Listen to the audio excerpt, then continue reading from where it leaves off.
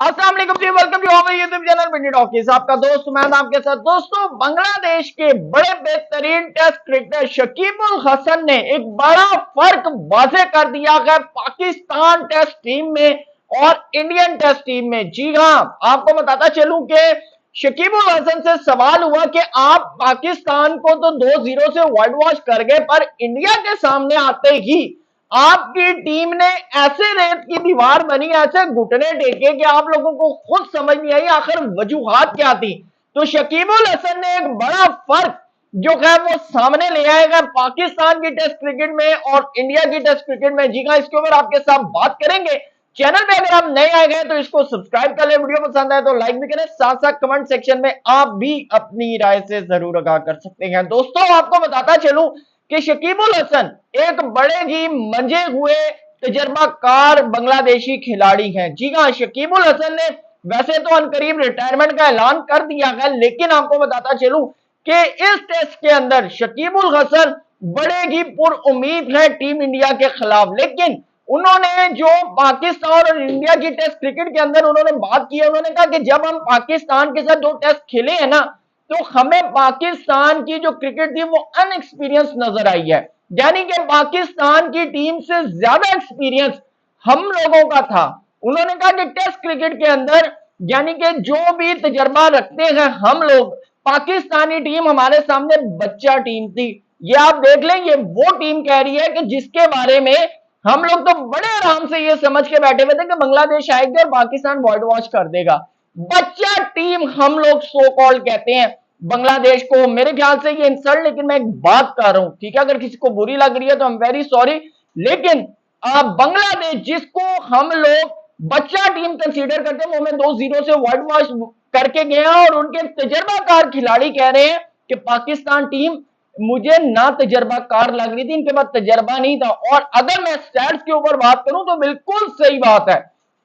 मेरे ख्याल से हमारे 2 से 3 खिलाड़ियों के अलावा, बाबर आजम की बात कर लें, सैफी की बात कर लें, सैफी तो वैसे प्रॉपर खेले नहीं है, बाबर आजम की बात कर लें, शान मसूद की बात कर लें, शाहीन की बात कर लें, या फिर आप अगर बात कर लें तो रिजवान की, इनके अलावा मेरे ख्याल से किसी भी प्लेयर ने कोई खास टेस्ट नहीं खेले हुए। लेकिन अगर आप इनको कंपेयर कर लें शंटू के साथ, इनको कंपेयर कर लें या मेहदी हसन मिराज के साथ, इनको कंपेयर कर लें आप शकीब उल हसन के साथ, या क्या कहते हैं बांग्लादेश के और बहुत से खिलाड़ियों के साथ कंपेयर कर लें, तो पाकिस्तान के प्लेयर्स वाकई ही टेस्ट क्रिकेट में पीछे हैं। लेकिन साथ ही साथ इंडिया के हवाले से भी उन्होंने बड़ी अपडेट दी है, वो मैं आपके साथ आगे चल के बताऊंगा कि इंडिया के बारे में उन्होंने क्या कहा है। लेकिन दोस्तों, आप यहां से हिसाब लगा लें कि इंडिया के जो मेन यानी कि जो प्लेयर ऑफ द मैच रहे हैं टेस्ट के अंदर, रविचंद्र अश्विन, जो कि प्रॉपर उनके साथ टेस्ट की टीम में नहीं है, कभी वो उनको खिलाते हैं कभी नहीं खिलाते हैं, लेकिन उसके बावजूद आप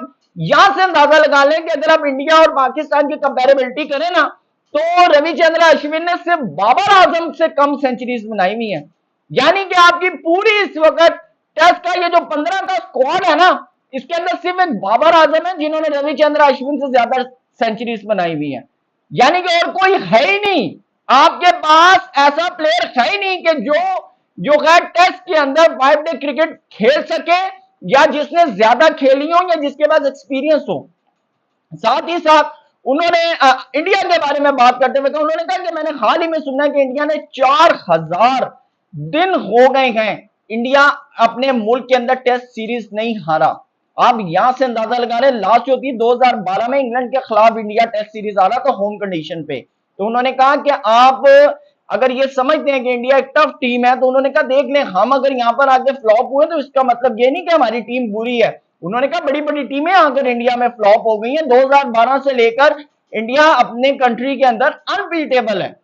तो उन्होंने कहा लेकिन फिर भी मैं ये बात कहूंगा कि हमने उस स्टाइल की, हमने उस तरीके की क्रिकेट नहीं खेली जो हमें इंडिया के खिलाफ खेलनी चाहिए थी, जो हमें इंडिया के खिलाफ परफॉर्मेंस देनी चाहिए थी। देखिए, नजमुल हसन शांटू की अगर मैं बात करूं तो उन्होंने ये बात की थी कि हम अगर इंडिया के खिलाफ 5वें दिन तक भी टेस्ट ले जाते हैं तो हमारे लिए ये बहुत बड़ी बात है, बारिश के साथ नहीं, खेल कर।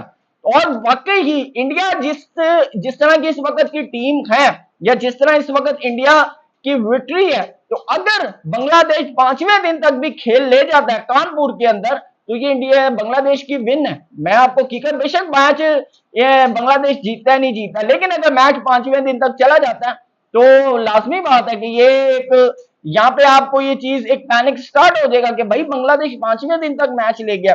सो गॉड, मैं आपको पता है कि इंडिया इस वक्त मोर लीथल है। साथ ही साथ शकीबुल हसन कहते हैं कि अब इंडिया से इंडिया के अंदर लीथल नहीं है, India out of the India भी लीथल हुई हुई है, यानी कि आउट ऑफ द इंडिया भी इंडिया परफॉर्म कर रहा है। साथ ही साथ दोस्तों मैं आपको बताऊं कि शकीबुल हसन ने ये जो पाकिस्तान की बात की है ना तजर्बाकार खिलाड़ियों वाली, इसके पीछे बहुत सी चीजें हैं।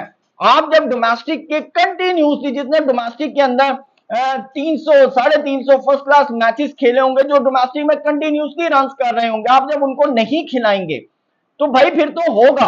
आप देखिए ना, अभी कामरान गुलाम हो गए, खुरैरा हो गए, ठीक है, आपने बांग्लादेश के स्क्वाड में उनको रखा, मौका नहीं दिया हुरैरा को, कामरान गुलाम को अब आपने फिर नहीं रखा, ठीक है। आप कहते हैं हाँ जी हमारे स्क्वाड में, लेकिन हम इनको डोमेस्टिक खिला रहे हैं, ठीक है, ये डोमेस्टिक खेलने ताकि इनका बल्ला चलता रहे। फाइन कितना डोमेस्टिक खेलेगा वो मुझे आप बताएं।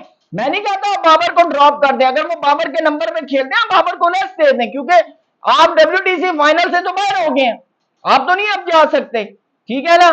तो आप अगर अब आपको चाहिए कि आप अपना टेस्ट स्क्वाड क्रिएट करें, आप उन यंगस्टर्स को क्रिएट करें जो अगले 5-10 साल आपको दे सकते हैं, जो अगले 5-10 साल पाकिस्तान के लिए क्रिकेट खेल सकते हैं टेस्ट के अंदर। तो मेरे ख्याल से आप हुरैरा को मौका दें, आप कामरान गुलाम को मौका दें, आप मोहम्मद अली को मौका दें। आपने नुमान अली को मौका दे दिया 38 साल के, आप क्या कहते हैं मोहम्मद अली को मौका दें। और आकिब जावेद है, गैरी क्रिस्टन कहते हैं कि मुझे इस लड़के में पावर नजर आती है, तो टेस्ट में चेक कर लें आप उसे।